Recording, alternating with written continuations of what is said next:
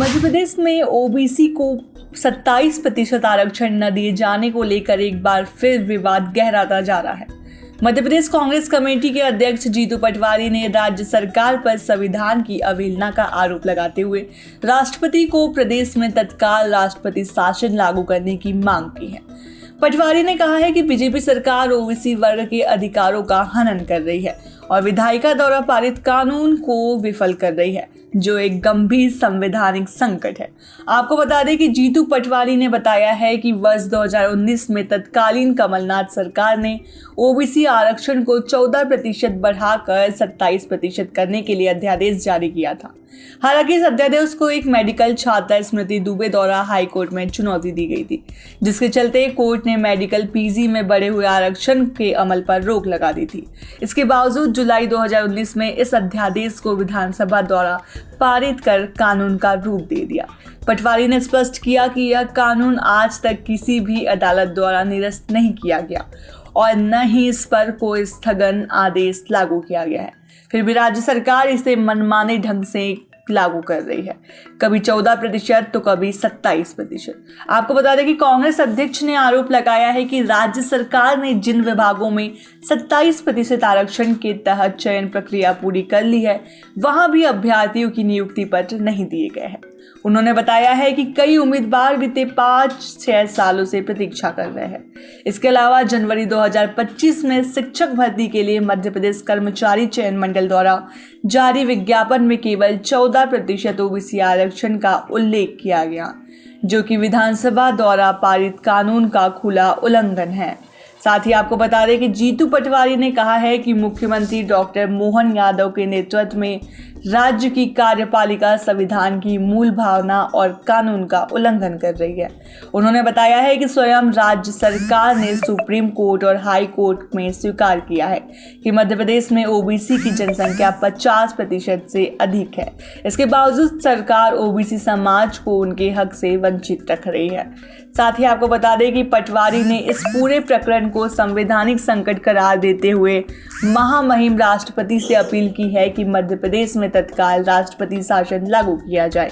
उन्होंने कहा है कि बीजेपी सरकार चुनावों के समय ओबीसी समाज को बहलाने के लिए बड़े बड़े वादे करती है, लेकिन हकीकत में उनके अधिकारों को कुचलने का काम कर रही है।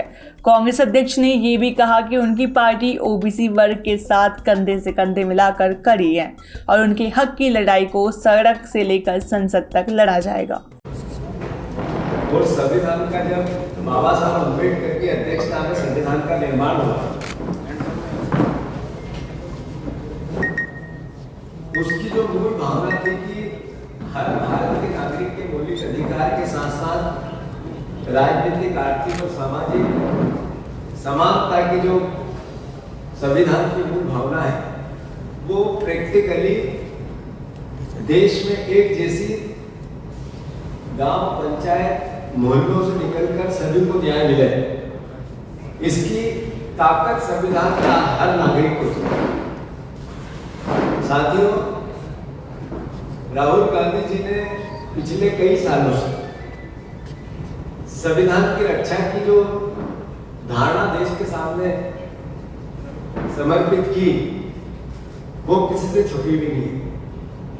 जब वो आरक्षण की लड़ाई की बात करते हैं तो कई बार उन्होंने अपने वक्तव्य में कांग्रेस पार्टी ने स्पष्ट किया कि आरक्षण का 50% की केप को भी अगर तोड़ना पड़े तो कांग्रेस पार्टी की मूल भावना जो सामाजिक न्याय की लड़ाई है, उसको लेकर वो उसको जा सकती है।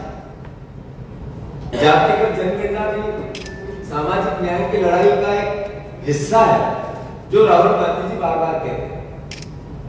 रेवंत रेड्डी ने जातिगत जनगणना करवाकर पूरे देश में एक मैसेज दिया, जो हमारे मुख्यमंत्री की कांग्रेस पार्टी की सोच और उसके करने की कार्यशैली एक जैसी। हमारे मुख्यमंत्री, पूर्व मुख्यमंत्री कमलनाथ जी की 15 महीने की सरकार थी, उसमें हमने 27% आरक्षण 14% से किया। पहले अध्यादेश के माध्यम से किया, मार्च 2019 बीजेपी ने, आरएसएस ने और बीजेपी से लगे हुए आरक्षण विरोधी लोगों ने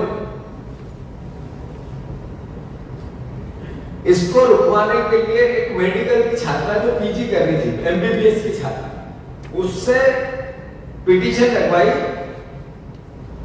और जो अध्यादेश था उस पर रोक लगवाई। फिर कांग्रेस पार्टी ने, कमलनाथ जी ने 2 महीने बाद हम कानून लेके आ गए कि 27% आरक्षण होना चाहिए। मतलब विधायिका से कानून पास हुआ कि 27% आरक्षण होना चाहिए, तो उसको कार्यपालिका ने क्रियान्वयन करना। इस बीच में सरकार चली गई। सरकार जैसे ही गई, वो पूरे लोग जो आरक्षण 27% के आरक्षण के विरोधी थे, एक्टिव हो गए। अब कार्यपालिका भी उनकी और विधायिका भी उनकी। किस तरीके से ओबीसी वर्ग के साथियों के साथ उन्होंने कुठाराघात किया, अन्याय किया, पाप किया, मैं उसको सिलसिलेवार आपको बताना चाहता हूं। साथियों, हाई कोर्ट में कभी भी ये नहीं कहा कि जो कानून है उस पर रोक लगी, अध्यादेश पे रोक लगी थी, जो स्वतः ही अध्यादेश 6 महीने में समाप्त हो जाता।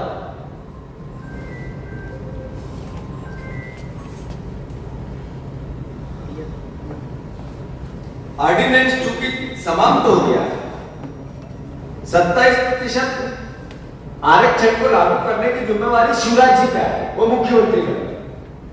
उन्होंने अपने एक वकील का नाम है शैलेंद्र सिंह जी, जो एडवोकेट जनरल है, उनको पूरे मामले में करोड़ों रुपए की फीस दी। ये कौन है शैलेंद्र सिंह जी? इन्होंने सरकार तरफ से केस करा। प्रशांत सिंह जी, सॉरी मैं माफी चाहता हूं, प्रशांत सिंह, इन्होंने करोड़ों रुपए सरकार से लिए। तो कैसे कैसे लिए, सब अखबारों ने उसको कई बार प्रमुखता से छापा भी। ये है प्रशांत सिंह जी, जो एडवोकेट जनरल है, आरएसएस के प्रचारक रहे। अभी मध्य प्रदेश में ये सरकार का पक्ष रखने के सबसे बड़े